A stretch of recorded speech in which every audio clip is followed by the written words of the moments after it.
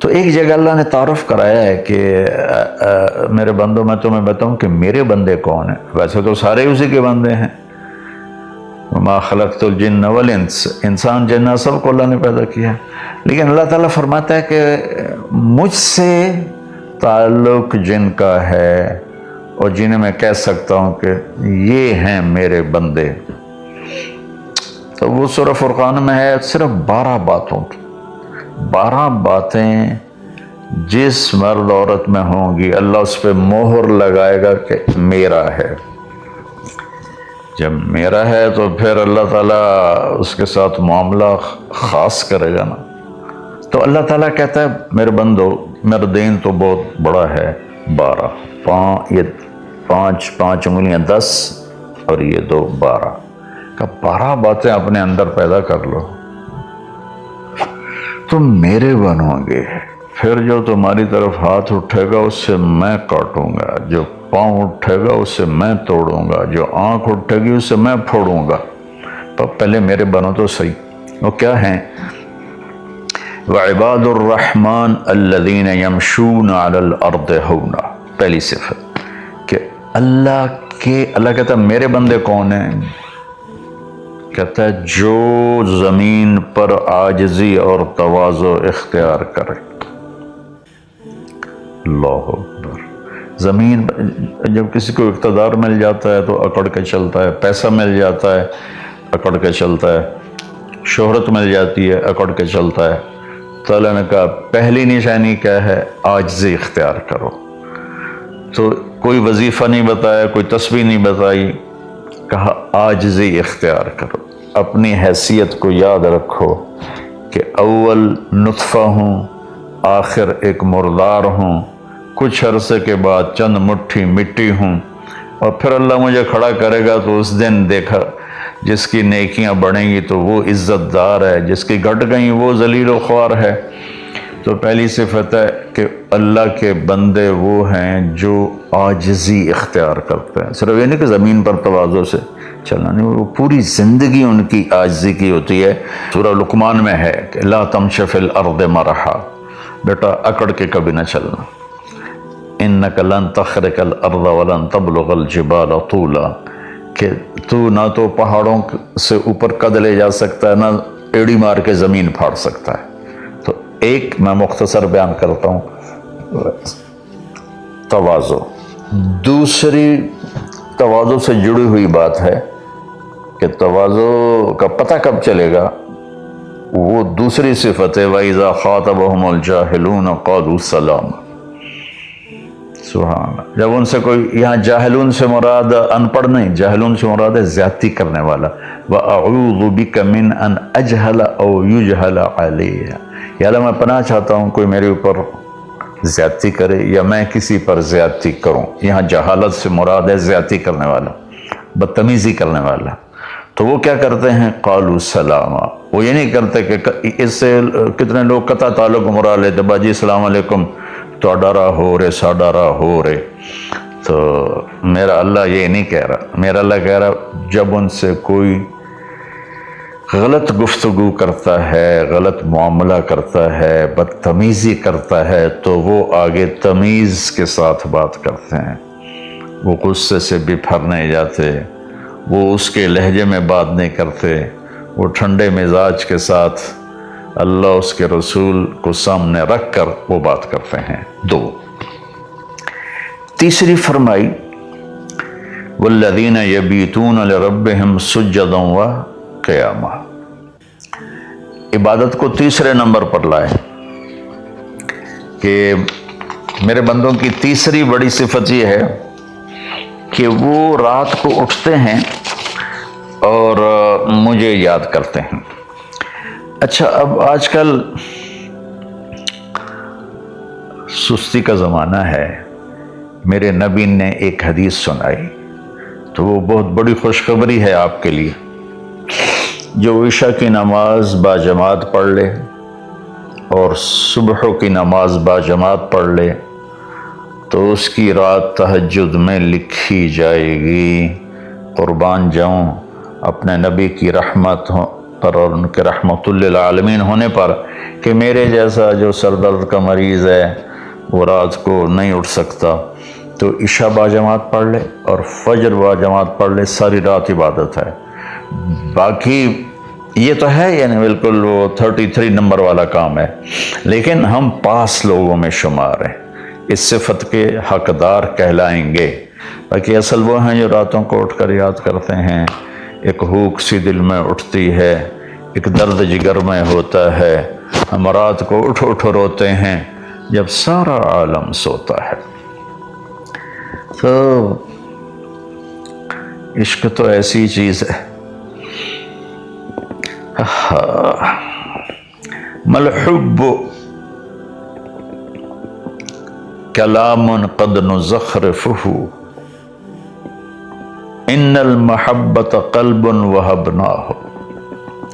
محبت اسے نہیں کہتے کہ محبوب کو چکنی چپڑی باتیں کو، جی میں قربان جاؤں، میں صدقے جاؤں، میں واری جاؤں، آپ کے بغیر تو جی نہیں سکتا، باتوں سے نہیں کہ محبت ہے دل کو اس کے قدموں پہ نچھاور کر دو۔ بہت خوبصورت بات اللہ نے کی ہے۔ تو جو لوگ ماشاءاللہ راتوں کو اٹھتے ہیں ان کو مبارک ہو، لیکن ہمارے جیسے کمزور بھی اس فضیلت میں ہیں۔ عشاء باجماعت پڑھ لو، فجر باجماعت پڑھ لو، اور پھر اللہ تعالیٰ پہ قربان جائیں کہ ان کی جو ہے نا دعا اللہ تعالیٰ بتاتا ہے، والذین یقولون ربنا اصرف عنا عذاب جہنم ان عذابها کان غراما۔ وہ اللہ ان کی دعا بتا رہا ہے کہ وہ کہتے ہیں یا اللہ ہم سے عذاب جہنم دور فرما، چونکہ یہ نہ ٹلنے والا عذاب ہے جو چمٹ جاتا ہے، اور وہ انہا ساءت مستقر و مقاما، اور یا اللہ وہ بہت ہی برا ہے، بہت ہی برا ہے۔ تو تہجد اور دعائیں، دعا بہت بڑی طاقت ہے، بہت بڑی طاقت ہے، بہت بڑی طاقت۔ ہم نے دعا ایسے ہی بنائی ہوئی ہے، فرض نماز کے بعد مولوی صاحب رٹے رٹائے جملے بولتے ہیں، ہم پیچھے آمین کہتے ہیں۔ دعا وہ ہے جو آپ تنہائی میں اللہ کے سامنے گڑ گڑا کر بولتے ہیں۔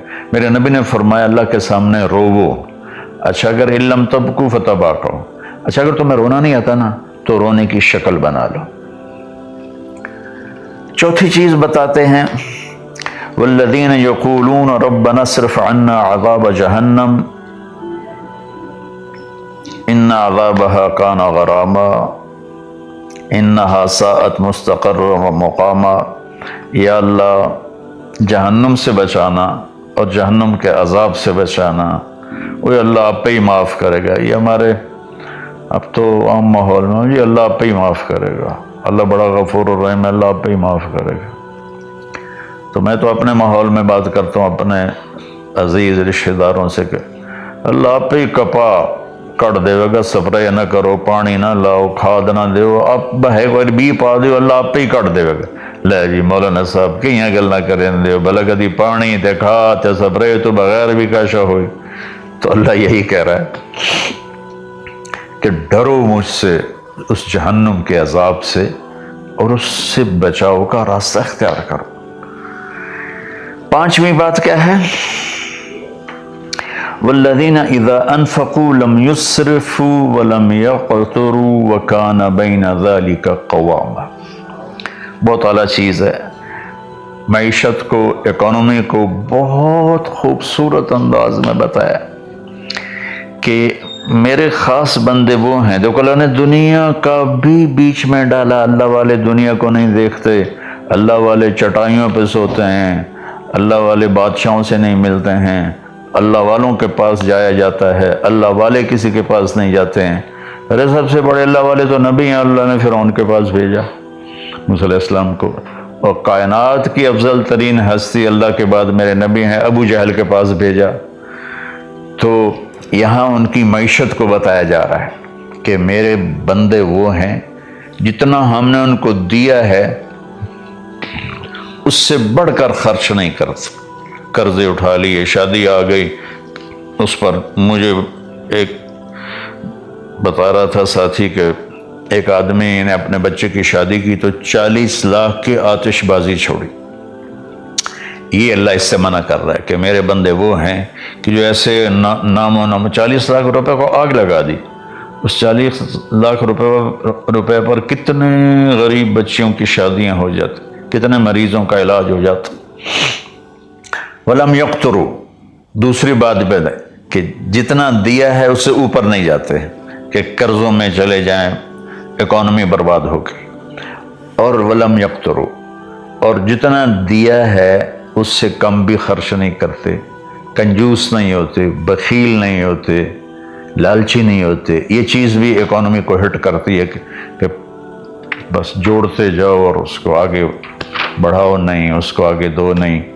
تو اللہ تعالیٰ پہ قربان جاؤں، اس نے خاص طور پر ہمارے معاشرے میں اللہ والا وہ سمجھا جاتا ہے جس کو دنیا کی خبر ہی کوئی نہ ہو، اور اللہ والا وہ ہوتا ہے جو بس مسلح پہ بیٹھا رہتا ہے۔ اور اللہ تعالیٰ یہاں ان کی اکانومی کو بتا رہا ہے کہ وہ کام کرتے ہیں، کاروبار کرتے ہیں، وہ تجارت کرتے ہیں، وہ زراعت کرتے ہیں، وہ حکومت کرتے ہیں۔ ابو بکر سے بڑھ کے اللہ والا کون ہوگا؟ خلفائے اربعہ سے بڑھ کے اللہ والا کون ہوگا؟ تو وہ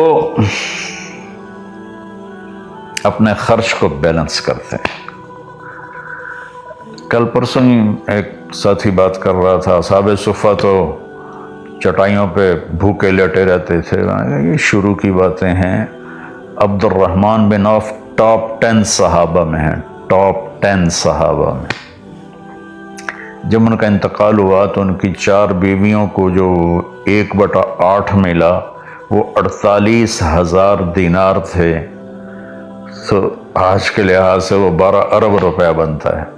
جس آدمی کا 1/8 12 ارب ہو تو پورا کتنا ہوگا؟ اور 10,000 بکریاں، 1,000 اونٹ، 1,000 گھوڑے، اور شام، عراق، مصر، حجاز میں زمینیں، جائیدادیں، باغات۔ یہ تو پھر اللہ والی کوئی نہیں، اور اللہ کا نبی کہہ رہا ہے یہ ابو بکر جنتی، عمر جنتی، عثمان جنتی، علی جنتی، طلحہ جنتی، زبیر جنتی، عبد الرحمن بن عوف جنتی، اور ابو عبیدہ بن جراح جنتی، سعد بن ابو وقاص جنتی، اور سعید بن زید جنتی۔ یہ سب بڑے، 4 تو ویسے ہی حکمران ہیں، خلفاء ہیں۔ اور حضرت زبیر کے 1,000 غلام تھے جو ان کی کھیتی باڑی اور تجارت کو سنبھالتے تھے۔ اور حضرت طلحہ کے امپورٹ ایکسپورٹ کے لیے بحری جہاز چلتے تھے۔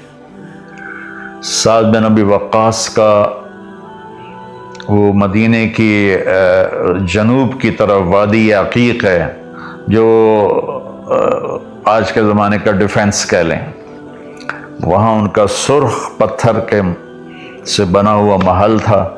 تو چونکہ پوری سیرت ہمارے سامنے نہیں تو بس وہ ایک ہی چیز دیکھتے ہیں کہ بس یہ اللہ والے تو پھٹے کپڑے ہوتے ہیں، اللہ والے تو کسی سے ملتے ہی نہیں، اللہ والوں تو ستو پھانک کے زندگی گزار لیتے ہیں۔ جب اللہ نے صحابہ کو مال دیا تو عثمان رضی اللہ تعالی عنہ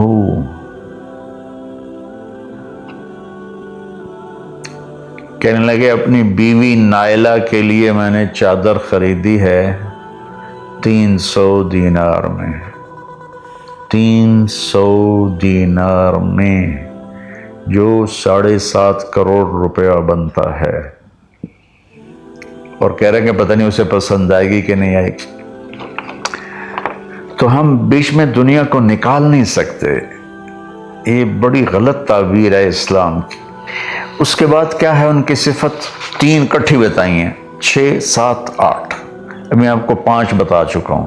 تواضع، عاجزی، اور برائی کا جواب اچھائی، اور راتوں کو اٹھ کے بندگی، اور اپنے کاروبار زندگی میں اعتدال اور بیلنس آف اکانومی تب ہوگا جب اخراجات کو کنٹرول کیا جائے گا۔ وہ ایک آدمی مجھے ملنے آیا تو کہنے لگا یہ اتنے کروڑ کی گھڑی، اور میرے پاس گھڑیوں کا ڈھیر ہے، کروڑوں روپے، ہر گھڑی کی قیمت کروڑوں روپے ہے۔ تو یہ تو نادانی کی بات ہے، نہ کہ کوئی فخر کی بات ہے۔ پھر اللہ تعالیٰ نے بتایا 3 صفتیں کٹھی بیان فرمائیں، وہ کیا ہیں؟ والذین لا يدعون مع اللہ الہا آخر، جو توحید کا جام پیتے ہیں اور اللہ کے سوا کسی کو اس کا شریک نہیں ٹھہراتے۔ دوسرا کیا ہے؟ وَلَا يَقْتُلُونَ النَّفْسَ الَّتِي حَرَّمَ اللَّهُ إِلَّا بِالْحَقِّ، جو ہمارے علاقے میں خاص طور پر جو قتل کی دشمنیاں ہیں، اور اپر پنجاب میں جو قتل کی دشمنیاں ہیں، گجرانوالہ کے ارد گرد، گجرات کے ارد گرد خاندانوں کے خاندان تباہ ہو کے، اور ایسی سرحد اور بلوچستان کے قبیلوں کے قبیلے تباہ ہو گئے، اور نمازی 5 وقت کے، اور میرا اللہ کہتا ہے جو کسی کو قتل نہیں کرتا سوائے حق ہے۔ حق ہے، کوئی زانی پکڑا جاتا ہے اور شادی شدہ ہے اور 4 گواہ اس پہ لگ جاتے ہیں، ہم اس کو قتل کرو۔ اور کوئی جنگ ہے کفر اور اسلام کی، جب اس جنگ میں جب سامنے آئے لڑائی کرنے والا اسے قتل کرو۔ لیکن جیسے آج کل ہمارا ماحول ہے کہ قتل قتل قتل قتل، بھائیو اللہ کہہ رہا ہے جو میرے بندے ہیں نا وہ کسی کو ناجائز قتل نہیں کرتے۔ تیسرا کیا فرمایا؟ ولا یزنون، زنا نہیں کرتے۔ زنا کیسے پھیلتا ہے؟ بے حیائی سے، جو چند دن پہلے میں نے بات کی تھی، تو کچھ لوگوں نے برا منایا، باقی تو اکثر نے ایکسیپٹ کیا، زنا بے حیائی سے پھیلتا ہے۔ اللہ کہتا ہے قُلْ لِلْمُؤْمِنِينَ يَغُضُّوا مِنْ أَبْصَارِهِمْ وَيَحْفَظُوا فُرُوجَهُمْ، ایمان والوں سے میرے محبوب کہو کہ آنکھیں نیچی رکھیں اور زنا سے اپنے آپ کو محفوظ رکھیں۔ سیم آیت وَقُلْ لِلْمُؤْمِنَاتِ يَغْضُضْنَ مِنْ أَبْصَارِهِنَّ وَيَحْفَظْنَ فُرُوجَهُنَّ، اور ایمان والی عورتوں سے کہہ دو کہ اپنی نظریں نیچی رکھیں اور اپنے آپ کو اس فحاشی اور بدکاری سے بچائیں۔ انسان جذبات کا پتلا ہے، اس کے سامنے جب بے حیائی ہوگی تو وہ یقیناً اس کے غلط جذبات ابھریں گے۔ اس لیے میرے اللہ نے، میرے نبی نے ہمیں پاکیزہ اور حیا والی شریعت عطا فرمائی، اور اللہ کا فضل ہے امت کے اندر کہیں حیا چھپا ہوا ضرور ہے۔ خاص طور پر میں اپنے ان بھائیوں سے کہوں گا جو شادی کرنے کے بعد بھی الگ عورتیں رکھی ہوتی ہیں، اللہ کی قسم میں بڑے دکھ اور شرم کے ساتھ یہ بات کر رہا ہوں، کوئی میں ہٹ نہیں کر رہا ہوں، کہ میرے بھائی جو شادی کر کے بھی اور عورتوں سے تعلق رکھتے ہیں، اور اس سے بھی گری ہوئی بات ہے میری بہنیں جو شادی کے بعد بھی غیر مردوں سے تعلق رکھتی ہیں، یہ ہے ہمارے معاشرے میں، اللہ اس سے ہمیں بچائے۔ تو پھر آگے اللہ کہتا ہے اگر تم نے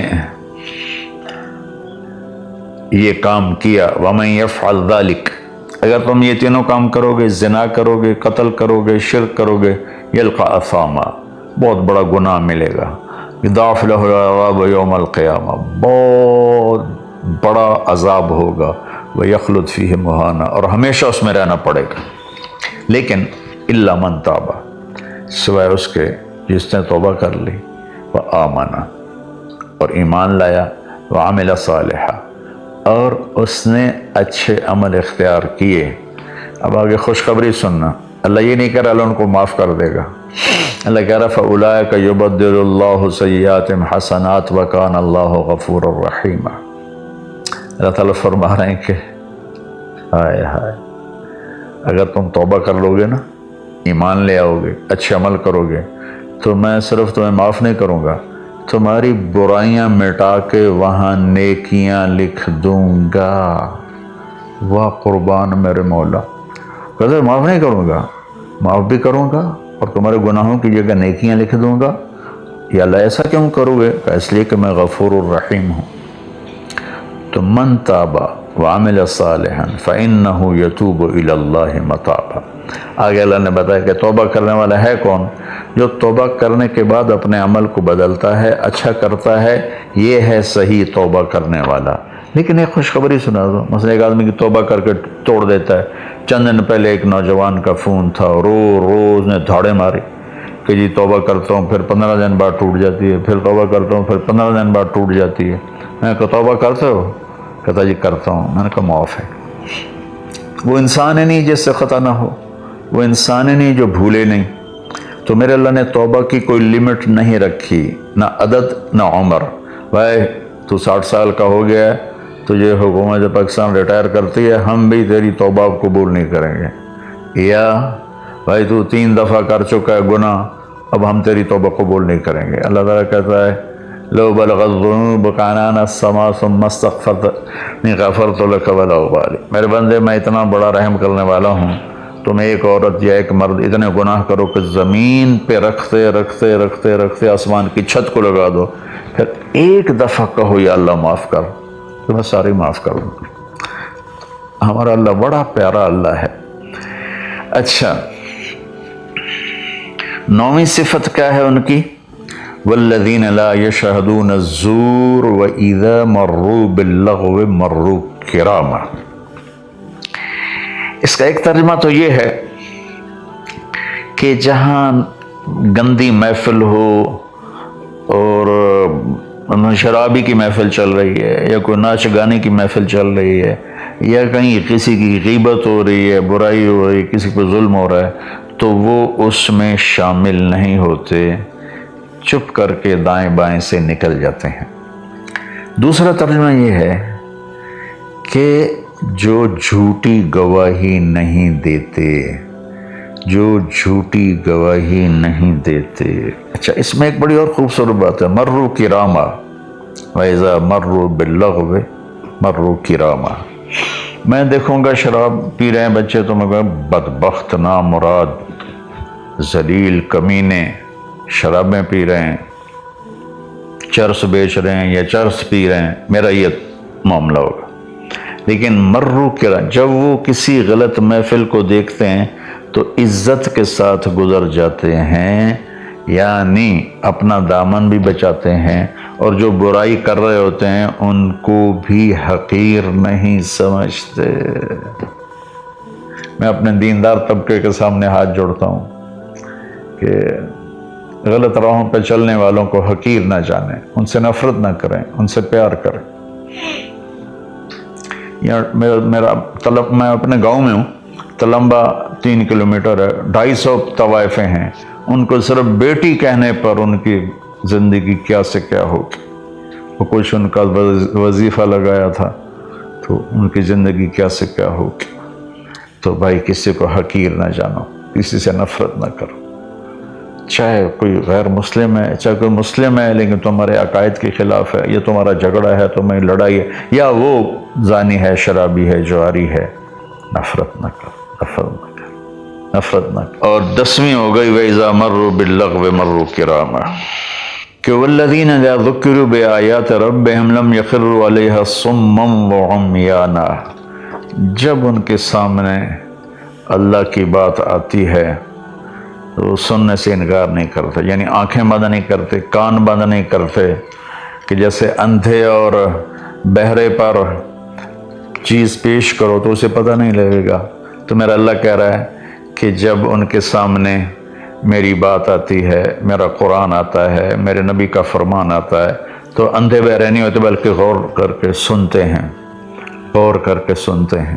تو اللہ ایک ان کی صفت یہ بتا رہے ہیں کہ وہ اللہ کا کلام سنتے ہیں تو تاثر لیتے ہیں اور اپنے آپ کو بدلتے ہیں، اور اپنے گناہوں پر باقی نہیں رہتے بلکہ اپنے آپ کو توبہ کرتے ہیں اللہ کے سامنے، پھر جب توبہ ٹوٹ جائے پھر رو دھو کے توبہ کرتے ہیں۔ 12ویں صفت کیا ہے؟ سبحان اللہ، واہ جی واہ۔ اللہ والوں کو تو بیوی بچوں کی بھی پرواہ نہیں ہوتی، اللہ والوں کے گھروں میں تو فاقے ہوتے ہیں۔ اب یہ اللہ والوں کی بات بتا رہا ہوں، والذین یقولون ربنا هب لنا من ازواجنا وذریاتنا قرۃ اعین وجعلنا للمتقین اماما۔ سبحان اللہ، جو کہتے ہیں یا اللہ ہمیں ہمارے ازواج یعنی بیویاں، ہماری اولادیں ایسی دے جو آنکھوں کی ٹھنڈک بن جائیں، اور ہمیں متقین کا سردار بنا، امام بنا۔ اپنی وجاہت مانگتے ہیں، وجاہت۔ اچھا، حب، وہبا، آتا، اعطا، 3 لفظ ہیں دینے کے۔ آتا دیا، اعطا دیا، وہبا دیا، لیکن تینوں کے مطلب الگ الگ ہیں۔ آتا کہ میں نے آپ کو ایک چیز دی، قلم دیا، لیکن آپ کو مالک نہیں بنایا، واپس لے سکتا، واپس کرو۔ آتا، میں آپ کو گاڑی دیتا ہوں تو میں آتا کا مطلب ہے کہ میں واپس نہیں لوں گا، یہ تمہاری پکی ملک ہو گئی۔ وہبا، میں تمہیں وہ چیز دوں گا جو تیرے خواب و خیال میں بھی نہیں ہوگی، تیرے تصور سے بھی بالا تر ہوگی۔ کیا مانگتے ہیں اللہ والے؟ یا اللہ میری بیوی ایسی ہو، اتنی اچھی ہو کہ میرے تصور سے بھی بالا تر ہو، میری اولاد ایسی ہو، اتنی نیک ہو، اتنی صلاحیت والے ہوں کہ میرے تصور سے بھی بالا تر ہوں۔ اللہ ہمیں یہ دعا سکھا رہا ہے، یہ نہیں کہا کہ مانگو آتے نہ، کہہ رہا ہے حب لنا، یا اللہ ہمارے گمان سے بھی اوپر کر کے بیوی اور بچے دے، اور ہمیں دنیا میں وجاہت دے، عزت دے۔ اس کا مانگنا انسانی حقوق میں شامل ہے۔ ہاں، ایسی وجاہت اور ایسی شہرت جس کے پیچھے شیطانی کام ہو وہ حرام ہے، ورنہ عزت نفس تو ہر انسان کو پیاری ہے۔ اور پھر اللہ تعالیٰ کہتا ہے قرۃ اعین، آنکھیں ٹھنڈی ہو جائیں۔ اس سے بڑی تعبیر پورے کلام عرب میں نہیں ہے اندر کی خوشی کی، آنکھیں ٹھنڈی ہو جانا۔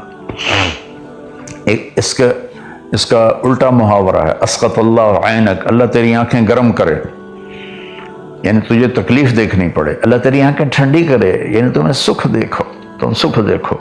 اور پھر آگے اللہ تعالیٰ کیا کہتا ہے؟ اولئک یجزون الغرفۃ بما صبروا، یہ ہیں وہ جن کو صبر کے بدلے جنت کے بڑے گھر ملیں گے۔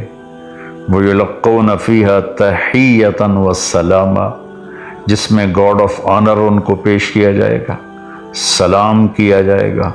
خالدین فیہا، اس میں ہمیشہ رہیں گے۔ حسنت مستقرا و مقاما، جو ہمیشہ کے لیے خوبصورت رہے گا، اس کا حسن بڑھتا رہے گا، اور تمہارا بھی قیام کبھی نہ ختم ہوگا۔